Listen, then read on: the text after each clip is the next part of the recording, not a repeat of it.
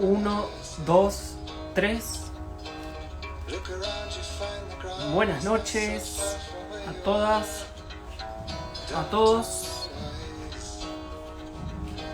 Bienvenidos a esta tercera conversación en este Borges Palooza. Espero que les esté gustando. Tuvimos primero una charla con Guille Martínez acerca de Borges y la matemática. Flasheamos un poco matemática desde ahí. Luego conversamos sobre Borges y el género policial con la querida Claudia Piñeiro. Y ahora vamos a conversar un poco sobre Borges y su poesía con Diego Frenkel. Estamos escuchando un poquito de... Estamos escuchando un poquito de The Things Behind the Sun de Nick Drake. ¿Les gusta mi remera? BoJack Horseman. No sé si vieron la serie, pero véanla, que es de las mejores series. Esperen que le escribo a Diego.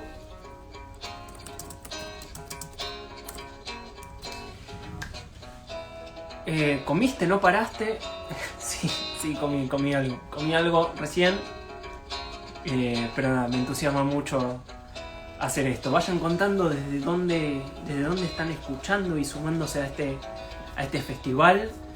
Agradecería mucho que lo puedan compartir en sus historias, porque no solamente empezó hoy, sino que continúa mañana con Abril Sosa y Ceci Roth a la noche, a las 7 y a las 21. Sí, a las 7 y a las 21. Y el domingo vamos a conversar con Silvia Hoppenheim acerca de Borges y Pierre Menard. La serie que comentaba recién es esta, BoJack Horseman. Buenísima la serie. ¿Desde dónde están sumando? Desde La Plata, cuenta ahí Aqua Silk. Desde Goya, Corrientes. Hola Gaby. Desde Santa Teresita. Ahí montaje Cuida Libros. Bienvenidas, bienvenidos a todos. ¿Qué les pareció las conversaciones que tuvimos recién? Ahí Leónidas Podio desde Santa Fe. Están sumando. Desde San Cristóbal, Cava. Acá en Cava tenemos un principio de tormenta. Está relampagueando desde la ventana. Ahí Viet Taloba desde Jujuy. Lisandro Ferrari desde Belgrano Capital. Hola Lisandro. Ahí en Belgrano pasa uno de los cuentos más increíbles de Borges, que es el libro de arena. Gracias Marti, genial el Borges Palooza. Todo lo que quieran compartir sobre el Borges Palooza, si pueden hacerlo con el hashtag, así todo queda como nucleado ahí. Ahí está Diego, ahora le vamos a mandar la invitación para que se sume. Ahí va.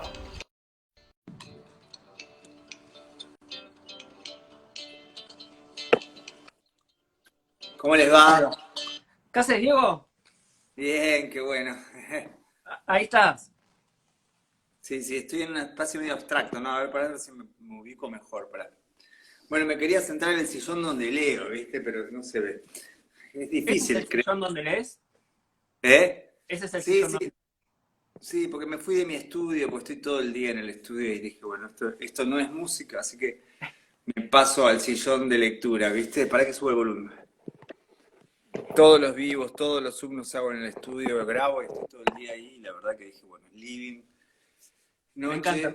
Me encanta que te puedas relajar. Y aprovecho y te pregunto, ¿cuál es tu ritual de lectura? Digamos, ¿apagás todo, pones música? ¿Cómo te manejas con eso? En general, lectura en general. No, me resulta muy difícil leer con música. Imagínate que la música me distrae absolutamente. por razones obvias, digamos, profesionales, y no, supongo, pero digamos, como que no puedo ni comer con música, me molesta. O sea, a menos que esté muy de fondo, digo, tranca, pero espera que hay que todo el tiempo poner cositas y sacar señalizaciones. Este, no, es decir, yo no leo con música. Quizás si hay algo de fondo no me molesta, pero me distrae. Mi ritual de lectura, por lo general yo me levanto a la mañana y tengo dos opciones, o sea, tengo que tomar un camino u otro. Uno es que hago yoga en ayunas y después desayuno, y otro es que desayuno y después hago yoga. Cuando primero tomo café, fruta, café, el café me gusta, el segundo café ya voy al libro, digamos. Voy al libro, me siento en este sofá así y agarro mi libro. Eso es uno de los momentos de más lectura. Después de comer, a veces me tiro en plan casi quedarme dormido y leo. A la noche, muchas veces antes de dormir, este,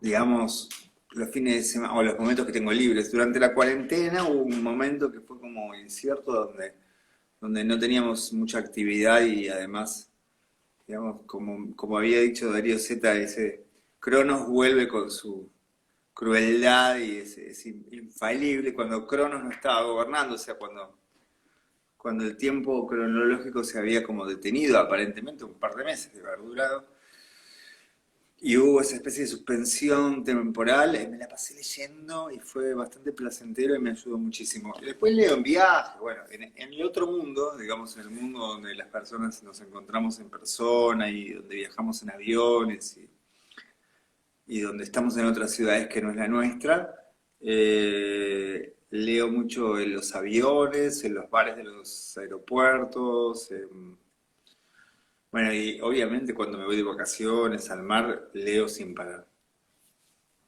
Me encantan tus rituales de lectura, Diego. Y dentro de todos estos rituales, ¿cuándo empezó en vos el ritual Borges? Mirá, hoy estábamos hablando con mi familia que, o sea, más que nada con mi mujer porque Leo, mi hijo mayor, sí leyó Borges, pero bueno, lo tiene más fresco.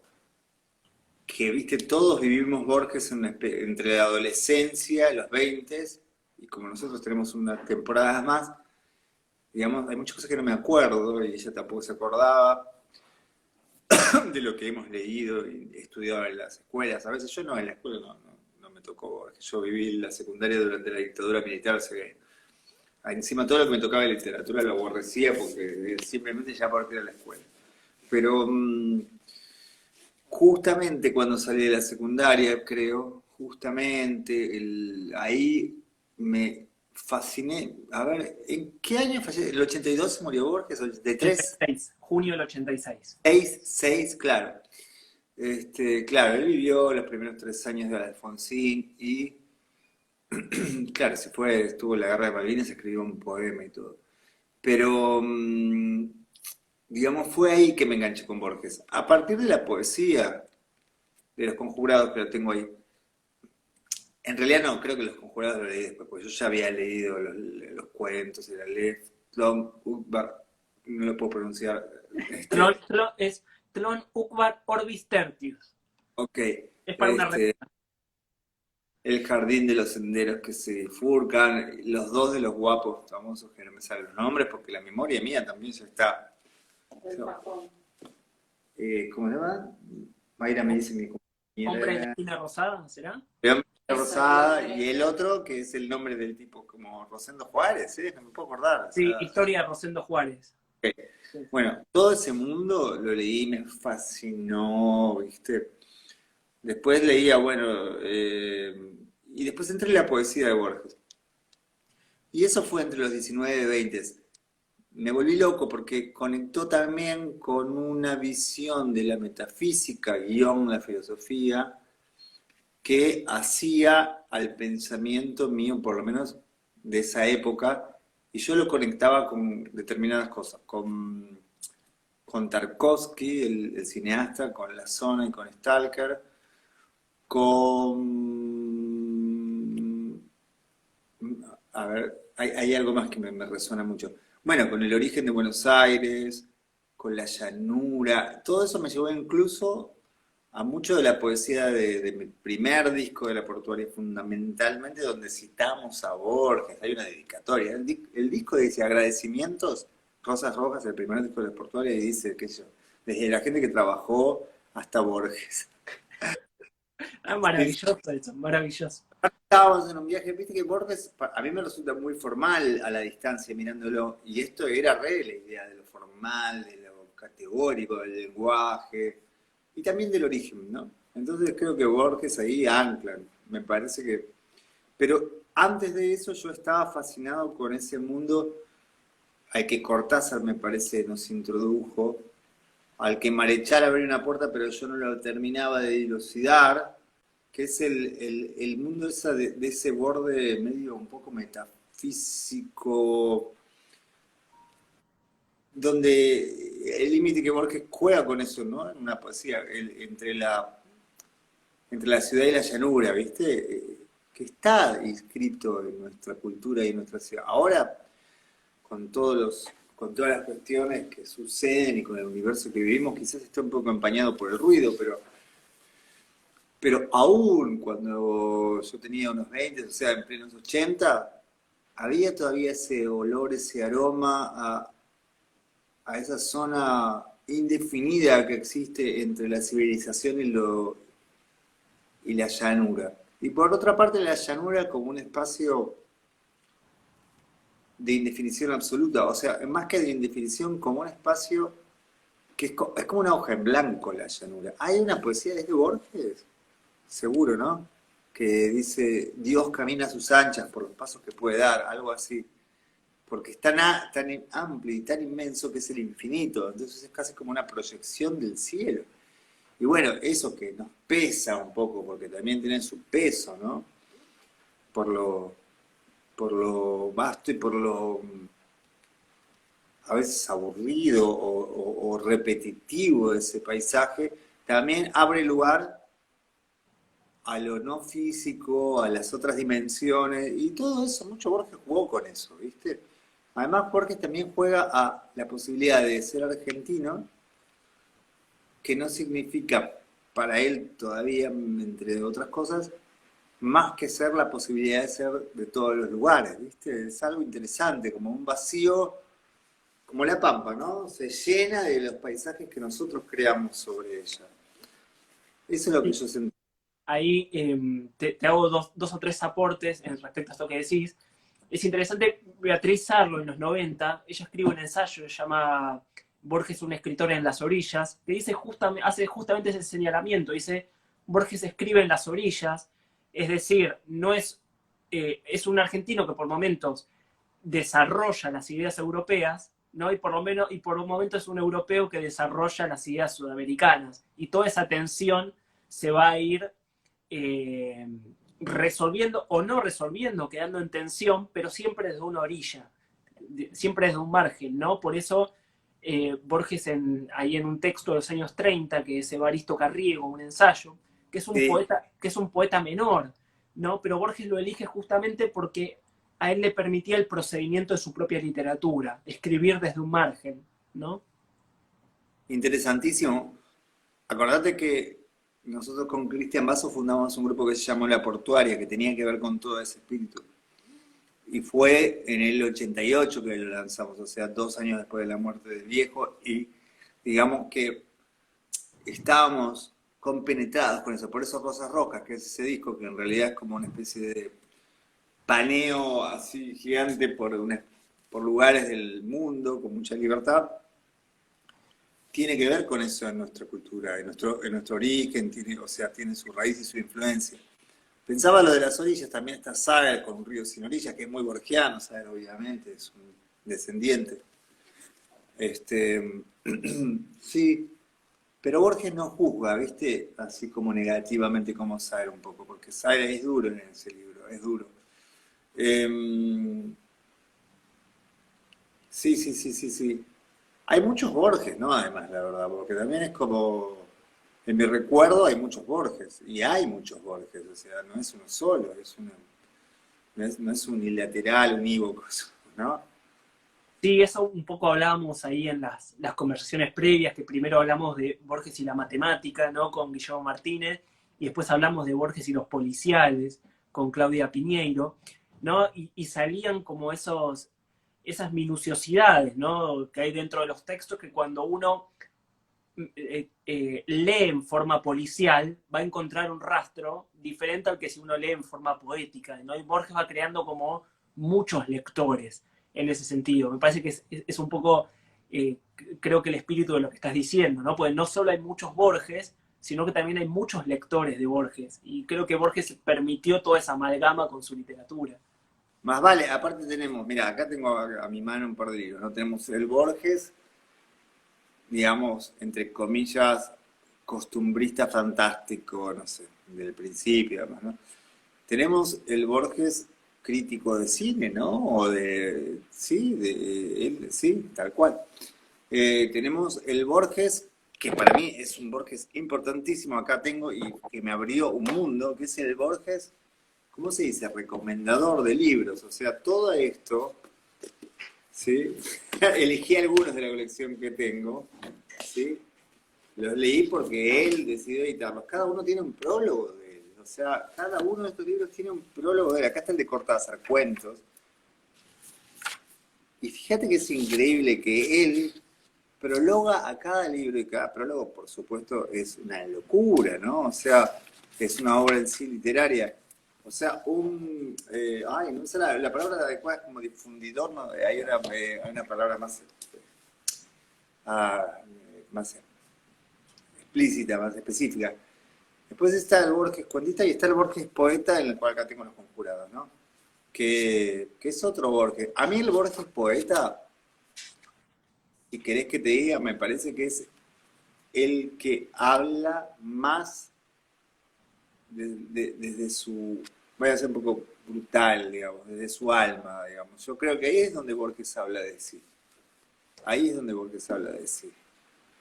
Y más en los conjurados, o sea, es increíble que su último libro, donde además denota ya que él sabe que le queda poquito o que se va a morir, hay como una apertura del alma y un lugar del amor y de la conciencia muy fuerte. Y es el Borges filósofo también, ¿no? Porque a mí por lo menos que yo no me había nutrido de la filosofía realmente en la adolescencia, había ojeado un par de, o sea, no entendía cuando leía Nietzsche, leía algunas cosas, Cioran, que no comprendía demasiado, estoy hablando muy, muy joven, muy chico, ¿no?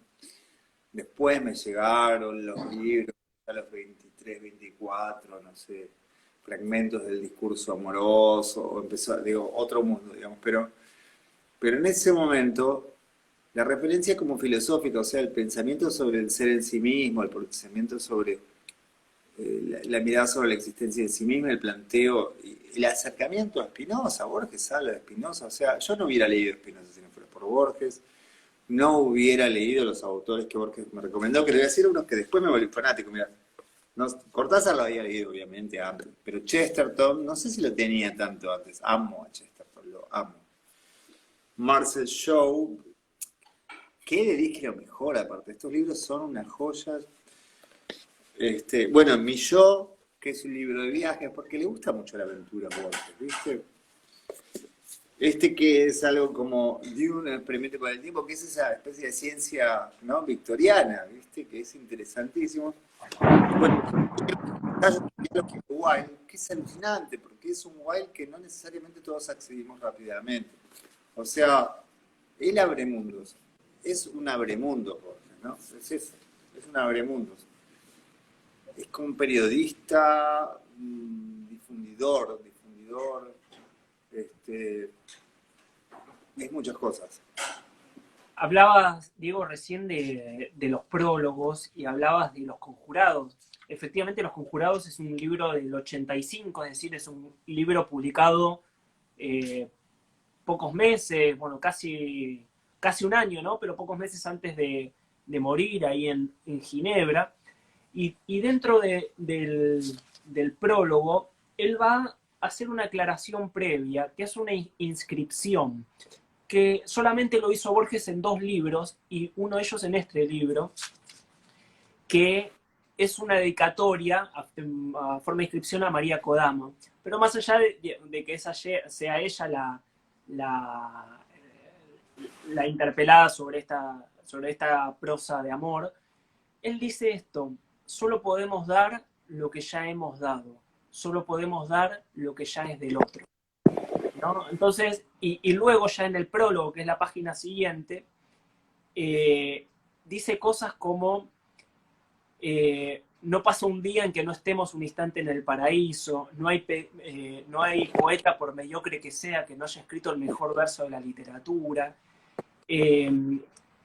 La felicidad no es, la belleza no es privilegio de unos cuantos nombres ilustres, ¿no? Son todas como ideas, primero, que funcionarían muy bien dentro de un poema, pero después todas definiciones que son muy fuertes, ¿no? Muy fuertes. Y me parece que ese Borges que se estaba muriendo la tenía ya bastante clara. La sensación quizá es que él encontró un espacio de sabiduría sobre el final de su vida, ¿no? Que creo que es lo que todos aspiramos y que Borges, que había sufrido bastante por amor o por no amor, y que no me atrevo a hablar de Borges, es, digamos, como si yo conociera en profundidad determinadas cosas, pero como intuitivamente y por su posición, una persona como que tenía como bastantes trabas con la sensualidad, ni hablar, con la sexualidad, ¿viste? Con lo emocional quizá, ¿no? Confiesa como en su amor a María Kodama, absolutamente un amor devocional y entregado, también confiesa como su emoción, ¿no? Y entiende que la felicidad tiene mucho que ver con eso y con una conciencia amorosa del mundo, ¿no? Aunque nunca fue desamorado en su habla, pero digamos, sí fue violento en su modo de ver el mundo muchas veces. Sí fue heroico, sí fue duro y hasta rígido, ¿no? Pero digamos, ahí es como que se abre el alma de Borges. Y eso fue lo que a mí me conmovió. Por eso Los Conjurados me parece como... Es difícil, ¿no? Que un artista, su obra más trascendente, en un sentido más potente, sea la última. Sin embargo, en este caso, o sea, es difícil en qué sentido. Estoy acostumbrado a los músicos y en general no sucede, ¿viste? Pero es la cultura del rock, que ojalá esos preceptos y esas categorías desaparezcan. Pero digamos, de alguna manera, este, llega a un lugar muy alto, ¿no? En ese momento, como una elevación muy profunda que le costó todo ese trayecto. Sí. Pensaba también en el Requiem de Mozart. A mí no soy muy, viste, Mozart no parece muy divertimento, no sé, nunca me enganché, ¿no? Pero el Requiem, viste, es como lo más hermoso de Mozart. Qué Pensaba sé yo. también en Abbey Road, ¿no? Que pese Abbey a que Road, pese a salir antes, es el último disco grabado, entiendo. claro, pero no diría que Abbey Road es el más profundo, elevado disco de los Beatles. Sí diría que es un disco bien triste, porque contiene la sensación de final. Pero pensá que los Beatles eran muy jóvenes ahí. Ese es el final de un proyecto, pero no es el final de la obra de un Total. artista, ¿no?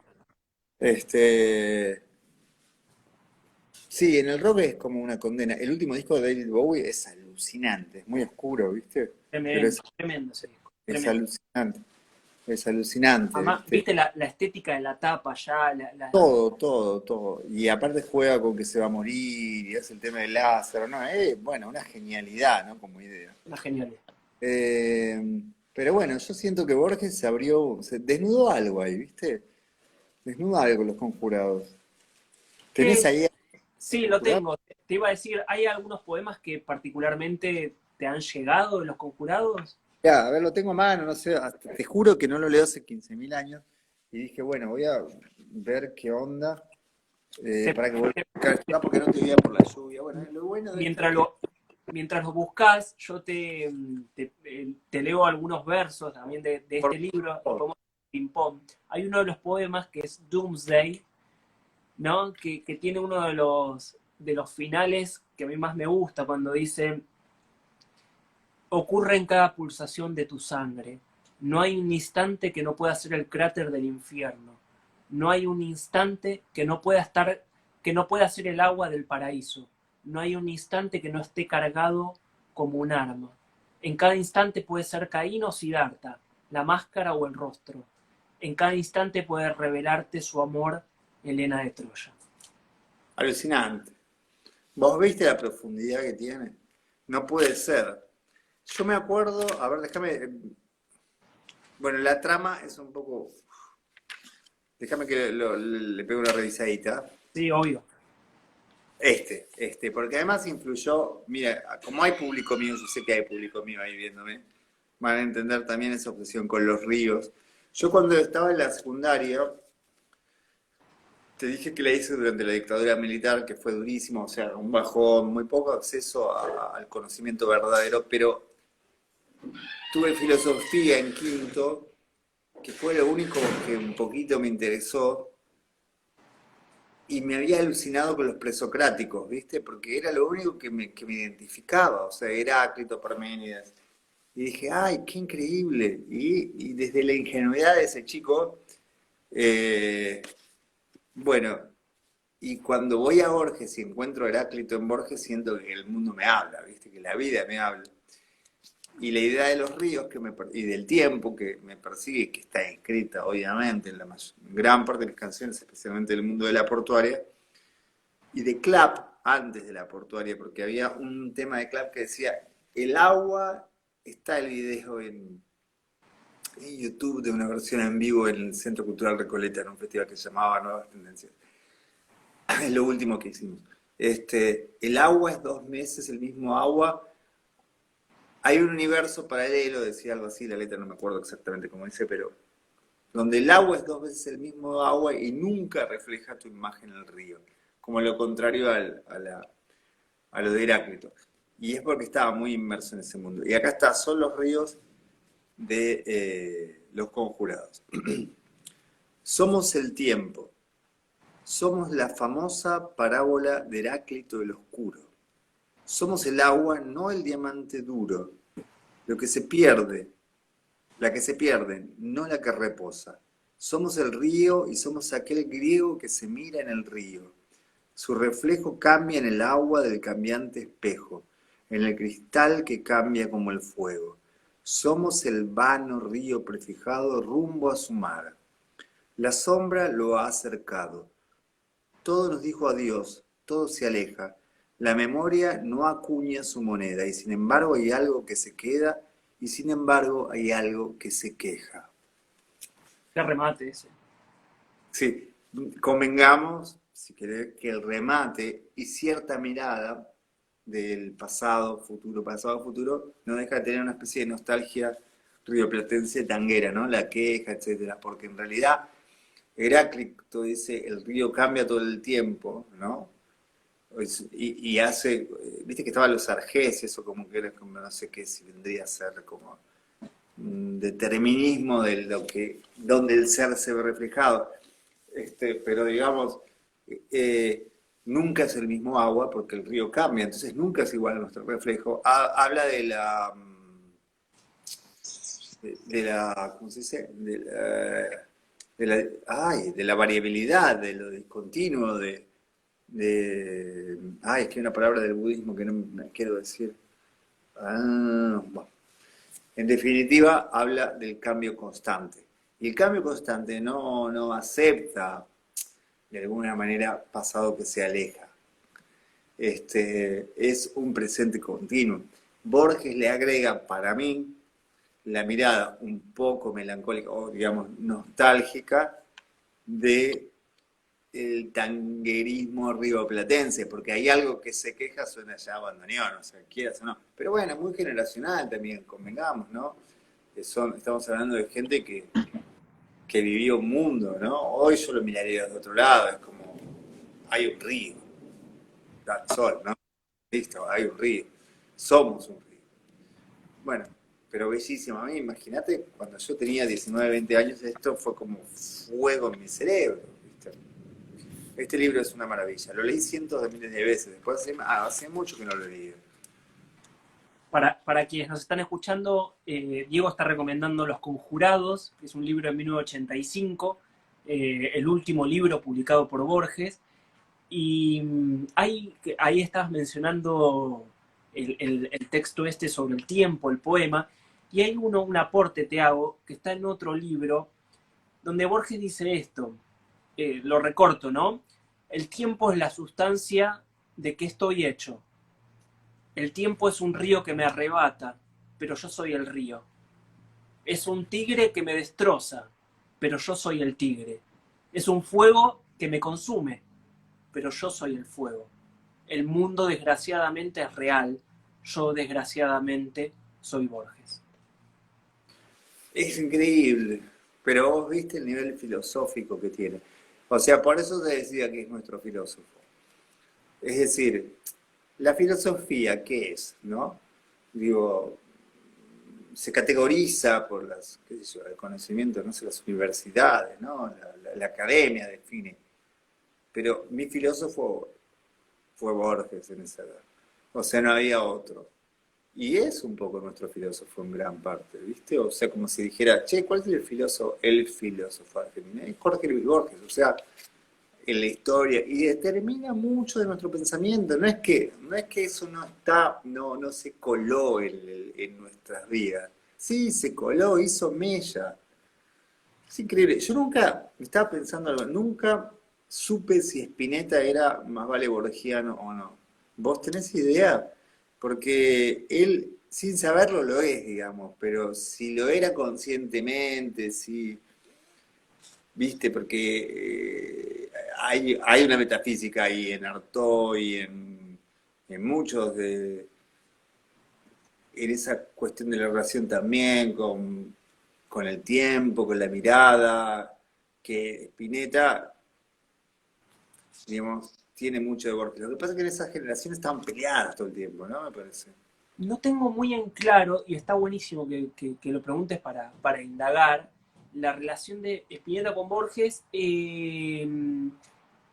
Ahora que recuerdo, hay una referencia en el libro Martropía, que es un libro de conversaciones con Spinetta que hizo Juan Carlos Díaz. Ahora lo voy a buscar, pero estoy casi seguro que Spinetta hace una referencia a Borges.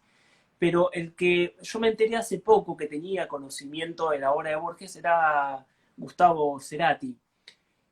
Bueno, Y, y yo no lo sabía, y me lo decía Abril Sosa, amigo, que creo que es Bocanada, que se puede leer con ojos borgianos, ¿no? Porque tiene ahí mirá, muchos guiños. ¿sabría Borges de la existencia de Spinetta? Por lo menos, viste que también era como muy raro, ¿no? Pero yo siento que hay una borgianidad en el flaco. O sea, digamos, lo percibo en todas las hojas son del tiempo, ¿viste? Lo percibo en yo te amo tanto que no puedo despertarme sin amar. Lo percibo en, ¿cómo se llama? Ay, bueno,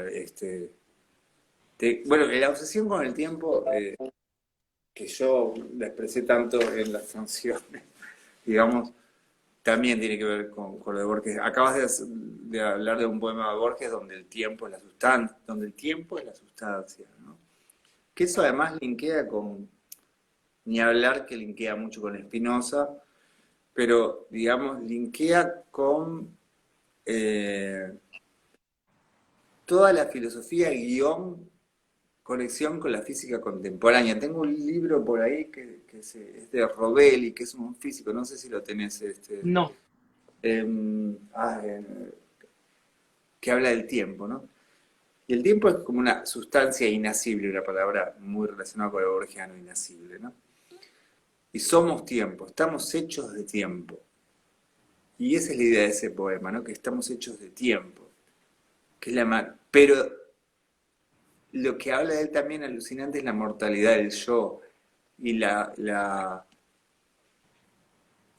y que de alguna manera no sé la palabra que usa, pero digamos, estoy condenado a ser Borges. Estoy condenado inevitablemente a pesar de que me sienta el río del Heráclito, sigo siendo Diego Frenkel, inevitablemente que quiera estar por fuera de de la espada de Cronos, empiezo y me muero, digamos, ¿no? Y eso es alucinante porque hay esa tensión, es donde está la vida.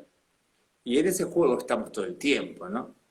Y en esta cuarentena ese juego se nos está poniendo como muy a la vista, ¿no? Como, wow, es como lo tenemos muy al lado, es interesante. Pensaba, Diego, en estas lecturas que estabas tratando de hacer, estabas proponiendo hacer de Spinetta y ciertos versos de Spinetta con Borges, y pensaba en post-crucifixión, ¿no? Y lo Mm, traía, y lo traía justamente con el primer poema de Los Conjurados, que es Cristo en la cruz. Y fíjate que en Cristo en la cruz, lo que trabaja Borges acá es un Jesucristo, digamos, como lo toma él, que le ay, sí, duele, que le duele lo que le está pasando. Dice dice algo así como que dice, sabe que no es un Dios y que es un hombre que muere con el día. No le importa el duro hierro de los clavos. o sea, el Exactamente. Cristo humano muriéndose como un animal en la carne y rindiendo como un hombre que tiene dolor, tristeza y tal. Y además explorando el mito, digamos, desde otra zona, ¿no? Pensar la literatura en diagonal, pensar otros modos. Entonces, por eso hice el link con post-crucifixión, ¿no? También del flaco tomando un hecho fundamental, ¿no? En la historia judeo-cristiana, en la Ah, herencia que hemos recibido. increíble, Sí, increíble, me estás abriendo algo que yo nunca había, te juro que no había ligado el título de la canción con eso. Claro, Abrázame, madre del dolor, nunca estuve tan lejos de mi cuerpo. O claro. de la vida yo ya estoy, ¿qué dice ahí? No sé, no se Creo entiende, que ¿no? dice, yo siempre entiendo que dice repuesto, pero Estoy. Qué increíble, gracias. Claro, es post-crucifixión, es como que nunca pensé no entendía, ¿viste? Lo escuchaba adolescente y escuchaba el sí, riff. No, no, no. sí, ya. La letra la cantaba y no era la letra, pero ahora que lo decís, claro, es Cristo despidiéndose de su cuerpo, abrázame madre del dolor. Sí, Uf, es qué artistas hay en este país, qué legado nos han dejado. total, Sí, qué poetas, ¿no? Wow. total. Y recién decías, Diego, que no quería dejar de preguntarte, no recuerdo ahora el poema que leíste de Los Conjurados, que creo que terminaba, y sin embargo algo queda, y sin embargo algo se Que lo, queja. bu- ¿Querés que lo busque de vuelta? Es el del Sí, río, es el 3 a ver, o el porque 4. sí, No, sí, después de la cama. Son dos ríos, son los ríos, dice. sí, el Sin final. embargo, hay algo que Sí. se queda y sin embargo hay algo que se queja. Te quería preguntar en ese procedimiento que usa Borges, ¿no? En tanto la musicalidad. Digo, Mm. por ejemplo, vos agarrás poemas de Borges, ¿no? ¿Son poemas trasladables a una música? ¿Los ves más que solamente pueden funcionar leídos? ¿Cómo pensás eso? Siempre entendí que la poesía tiene su propia música, ¿viste? Cuando vos escribís una letra y la sacás de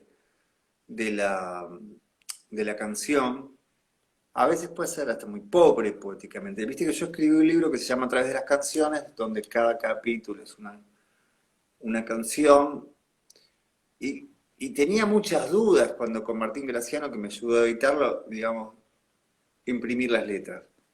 Porque decía, pero tienen valor poético fuera de la música, o sea, la música se les da la música misma. En cambio, la poesía debe completarse en sí mismo, ¿viste? Entonces tiene que tener su propia música. Podés darle demasiado lleno si después, digamos, aún encima le agregas música. Pero bueno, pero podríamos hacer el experimento, o sea, él juega, claro, podría hacer un rap, ¿viste? Somos el tiempo, somos la famosa palabra, pero viste que son muy barrocas para eso, ¿sí? Pero ahí podés editar, ¿no?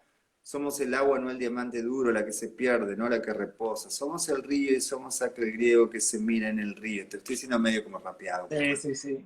El reflejo cambia el agua del cambiante espejo y en el cristal que cambia como el fuego. Somos, podría, ¿no? Es muy musical, si es la pregunta. Este, y podría tomar estribillo, ¿no? Y sin embargo hay algo que se queda, y sin embargo hay algo que se queja, y sin Sí, embargo, ¿no? ¿Qué sé yo? Sí, son muy musicales. Bueno, es que convengamos que la canción popular son poesías trasladadas, vienen los trovadores, no me salen las formas, octetos o septetos, digamos, pero en general es eso, ¿no? Son trovas llevadas a eso, y riman, ¿viste? Hay todo el laburo también de escribir canciones huyendo de la rima. Rosario Blefari era muy buena con eso. Y Melero lo ha hecho bastante también, creo. Digamos, es difícil, ¿viste? Es difícil y es interesante. Hay formas de rimar sin rimar, hay formas de huir de la rima y volver. Pero bueno, cuando tomas una canción a veces como poesía es hasta muy antigua la forma, ¿no? Porque la poesía contemporánea, de la cual hay muchas cosas que amo, me impacta, leo muy poca poesía, pero cuando la leo, digamos, me hace muy bien. Es como que me hace muy bien. Necesitaría tener más libros de poemas. Este, Pedro Mairal, que es amigo y con el que habíamos hecho un intercambio de música, este, literatura, me había dado bastante data poética. Ahora no nos estuvimos viendo por la cuarentena, pero digamos, necesito leer más poesía. sí, eso está buenísimo. Ahí estaban poniendo Borges en la portuaria. Eh, Sí, sí, lo leí. Pensaba, digo, en esto de la rima dentro de la canción popular y demás. Y Borges trabajó un poco las dos zonas, ¿no? Porque él tiene sus sonetos, ahí súper tradicional, con la rima trabajada. Y en las tradiciones también él abordó los haikus, viste, que son 5 Sí, 7 y 5 y también. los tankas, que son 5 7 5 7 7 creo que es. O sea, Eh, fórmulas silábicas también los haikus, no sabía eso, por ejemplo. Sí, Ah, exacto. Claro, el haiku es 5, hay muchos haikus, ¿no? Pero el tradicional es 5, 7 y 5. Y de repente te encontrás con un... esas sílabas son en japonés, traducirlas pierde su forma silábica, digamos, ¿no? eh, mira, Por eso, hay un por eso libro, no entendemos tanto los haikus a veces, porque la hoja la hoja cae, es azul. Pero claro, pero si eso significa toda una serie musical, cambia todo el sentido, claro. claro, claro. Hay un libro acá que me lo están pasando, el libro del haiku que editó Bajo la Luna, que es un libro muy importante, sobre todo todos haikus traducidos. ¿Está bueno? Está buenísimo, en Sí, español. Sí, está buenísimo. Acá lo bueno, hicieron acá en Argentina. buenísimo. Creo que lo vi en Eterna Cadencia, pero ahora no se puede ir a la librería. Sí. Creo que a partir de hoy abrió, ¿eh? ¿Sí? ¿Eterna Cadencia? Buenísimo. Me encantaba ir. Sí. ¿El Sí. patio del café? ¿Puede abrir el café del patio? Entiendo que sí, entiendo, hoy chusmeé en las redes que Claro, es con reserva. porque es al aire libre ese café. Sí, O sea que vos podés agarrar el librito y sentarte. Uy, cómo extrañaba eso. sí. Sí. La verdad que es lindísimo. Y Borges sí tiene algunos haiku. Uno recuerdo que me dice, la meta es el olvido, yo llegué antes. ¿No? Esa, Dilo de vuelta, por favor, te lo pido. creo que decía, la meta es el olvido, yo llegué antes. Uy, qué difícil, ¿no? Me resultó difícil de pensarlo. Es buenísimo, pero no puedo, no, es como parece física cuántica. Sí. Sí, yo Intentá- me imagino como una carrera, viste, de postas y el tipo llega primero que los otros. Eh, pero sí, sí, tiene eso. Y incluso en los conjurados hay algunas milongas, ¿no? Que después sí, la hicieron canción. mirá, eso decía nadie. Sí, yo nunca le di mucha bola a esa parte, pero sí, puede ser. Es muy profundo los conjurados. Fundamentalmente cada... Ay, ¿viste ese que es de la ceguera, no? On his blindness. Al cabo de los años me rodea una terca neblina luminosa que reduce las cosas a una cosa sin forma ni color, casi a una idea. La vasta noche elemental y el día lleno de gente son esa neblina de luz dudosa y fiel que no declina y que acecha en el alba. Yo quería ver una cara alguna vez. Ignoro la inexplorada enciclopedia, el goce de libros que mi mano reconoce, las altas aves y las lunas de oro. A los otros les queda el universo, a mi penumbra el hábito del verso. Ese termina positivo igual. Sí, Pero sí. yo nunca pensé, ¿no? Digo, todos pensamos esto alguna vez que conocemos a Borges, pero ¿desde qué edad es ciego Borges? Y ¿De qué edad Borges, de leer? ciego definitivamente entre el 54 y 55. Esa es más o menos la época en que queda ciego definitivamente. O sea, que toda la literatura que él lee con sus ojos está antes de ese momento. Hasta los De- 54 años, más o menos, sí. después le leen. Después le leen y después él dicta. Cambia todo el procedimiento. Claro, pero un lector, fundamentalmente el Borges lector, tiene una persona que le lee todo el tiempo, ¿no? Sí, sí, eso seguro, pero yo creo que en el caso de Borges, todas sus lecturas fundamentales las hizo en el momento, sobre todo en la juventud, ¿no? Que es la que, por el cual hoy conoce, digamos, esa biblioteca que incorpora Borges en sus textos, es Mm. una biblioteca que él lee de joven, sobre todo en Europa. Él pasó mucho tiempo en Europa. Él pasa su adolescencia, él va a la secundaria en Ginebra, justamente por la ceguera del viejo. El viejo se estaba quedando ciego, buscaban Ay, buscaban un tratamiento y fueron a Ginebra, porque ahí había un médico, para ver si podían parar la ceguera inevitable del padre. Y uf. los agarra la Primera Guerra Mundial en Ah, ni- Ginebra. Y por eso ellos se quedan ahí y Borges tiene una educación, el college es una educación europea, suiza, que él tiene. ah, sí, sí, sí, sí. A los 14 años tradujo a Wilde, dicen ahí. ¡Wow! Mirá, Sí, creo que fue bastante antes de los 14 años, pero sí, él tenía, por eso también este criollismo por un lado y todo lo europeo por otro, también pasa por su propia experiencia de formación. o sea, Borges hace la secundaria en Ginebra, digamos, pues. Exactamente, exactamente. Y él no va a la escuela, a la, prácticamente no tiene años de escuela primaria, creo que son los últimos dos, porque los padres, había pasado hace muy poco la guerra, perdón, la fiebre amarilla, y por temor justamente a los contagios, muchos padres no enviaban a los hijos a la escuela.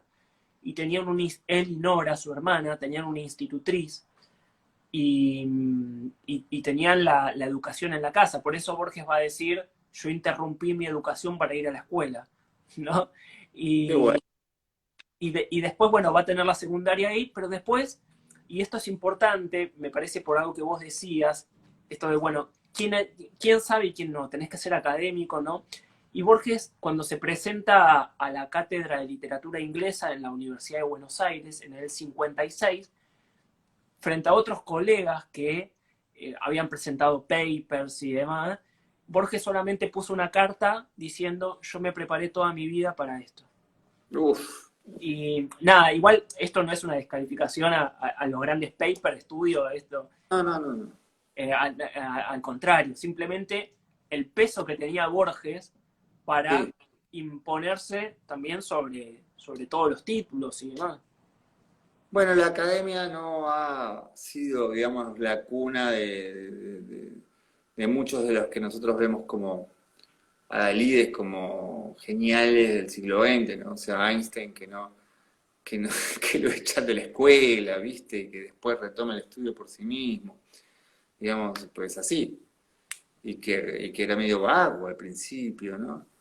Pero Es interesante pensar eso, ¿no? Como que también estamos como medio atravesados por un deber ser que en esta época se ha puesto muy duro de cómo se aprende, de cómo se lee, de cómo se absorbe. Y Borges lo hacía por amor, por placer, por necesidad, digamos. Y eso es lo que lleva realmente a la concreción de un gran artista. Estaba pensando algo que siempre, que nunca supe bien, nunca entendí bien si la familia de Borges era realmente muy aristocrática o no lo era. Entiendo que vivía en Palermo Viejo, ¿no? O sea, que una de sus casas por lo menos siempre ha sido ahí, por eso se llama Borges la calle, ¿no?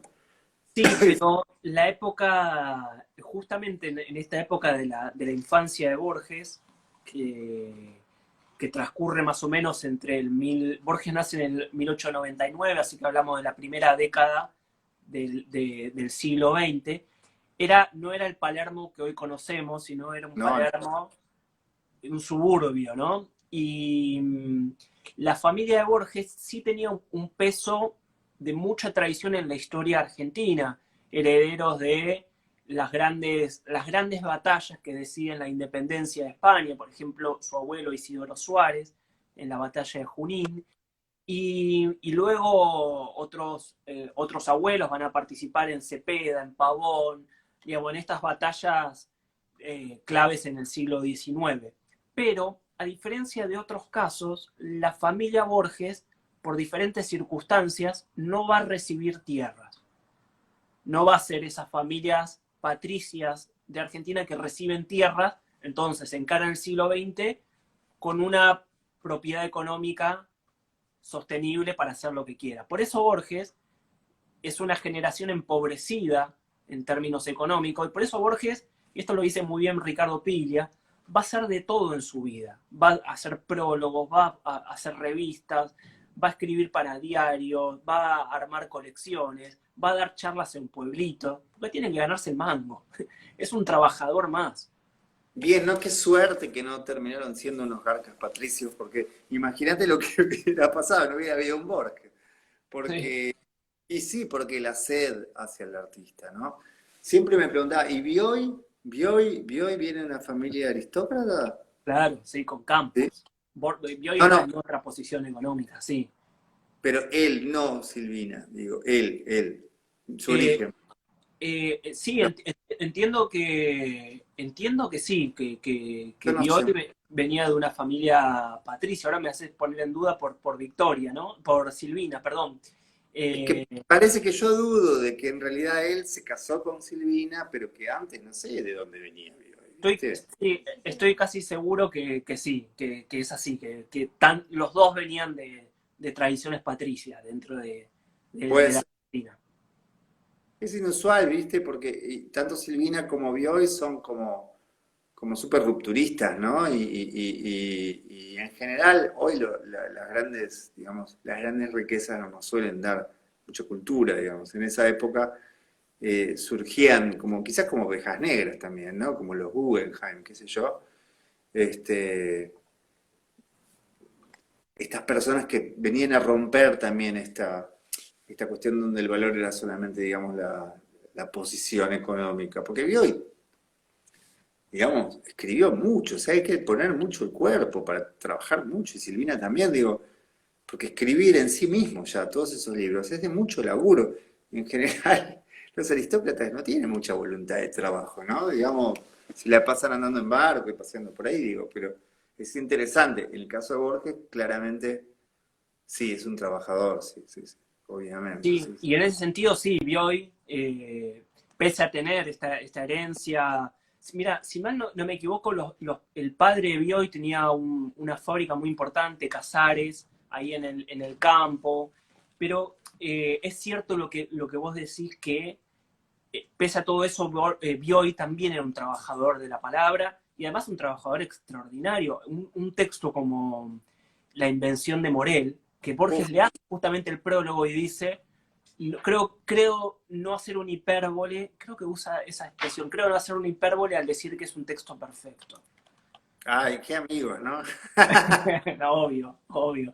Y más si tenés a Borges de amigo, medio que lo usás, ¿no? Ahí, Sí, sí, y Bustos Domecq, lindo, ¿no? Leí poco, creo, no sé, pero qué lindo plan también, ¿no? sí, sí. Qué lindo plan, qué lindo plan. No, Yo eran el Lennon McCartney sí, lo quiero mucho a Bioy, me gusta mucho, me hizo muy bien Bioy. Después lo leí después que Borges, obviamente.